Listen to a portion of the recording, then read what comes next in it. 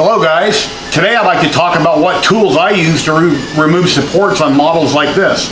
Let me roll my intro and then we'll get right to it.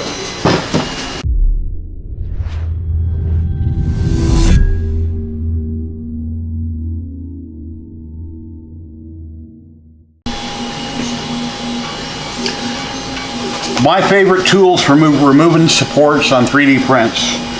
Number one would be needle nose pliers. These are some pliers I had laying out in the garage for years, long before I got into 3D printing. They're medium sized and they work great. But needle nose pliers would be number one. Number two would be the cutters that came with your 3D printers. They're good for cutting supports to pull them out of the way and get in little nooks and crannies. Three would be a flat razor blade scraper. This is perfect for removing partial pieces of rafts or things that get stuck on the bottom of your print. Be sure you wear gloves whenever working with a razor blade of any type, because accidents do happen, and yes, I have cut myself on razor blades. Be sure you wear gloves. And then moving on would be a small screwdriver, like the one that came with your 3D printer. That's good at digging in little nooks and crannies and also getting out little pieces of supports. And then I have some cheap dollar store razor blades here. They snap off in sections, and these work great for many different applications. And then a deburring tool. This is a great little thing you can find on Amazon. It's good for getting off brims. When you print with a brim and you can't pull it all off with your hands, this is good for cleaning up the edge. It has a sharp blade on one side, and that's good for running around the model cleaning up a brim. And then once you get all done removing your supports, these nail files are flexible for nails. They work great for sanding down small areas and getting in little nooks and crannies. I love these nail files for sanding on my prints if I need to sand anything. And then sanding twigs. These are a wonderful thing to use. They're called sanding twigs. They have them on amzn.to. Let me get one out here and show you. They're all different sizes and different grits.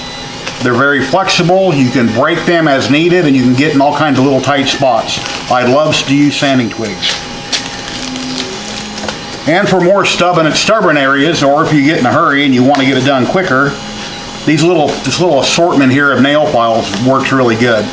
There's pointed, flat, rounded, all different types of steel nail files, and they're really good at sanding down prints or areas where a sanding twig might be, or a nail file might be taking too long.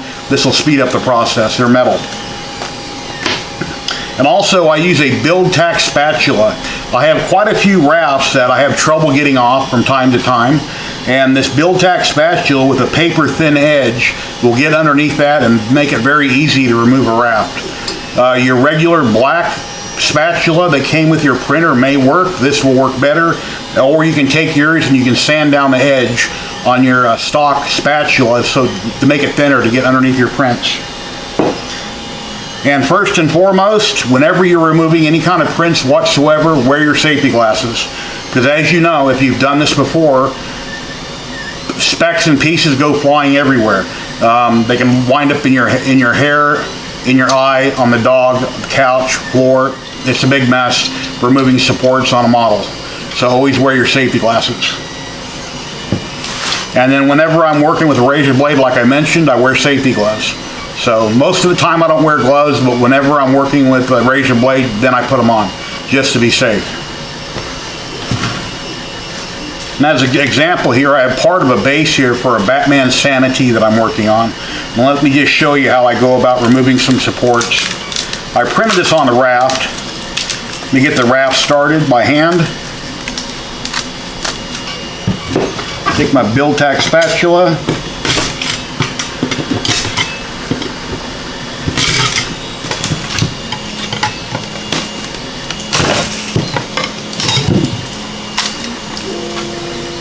And that's being difficult. That's not going to come off so easy. It's breaking up on me, which basically makes a mess, as you can see.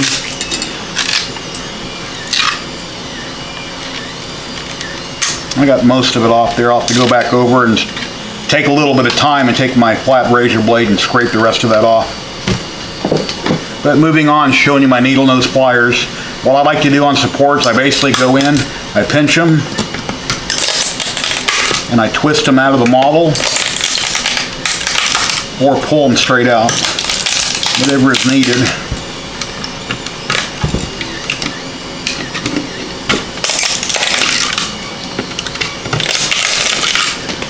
And as you're doing this, you can look to make sure you're not actually grabbing the model and breaking something. You don't want to destroy any features on your model.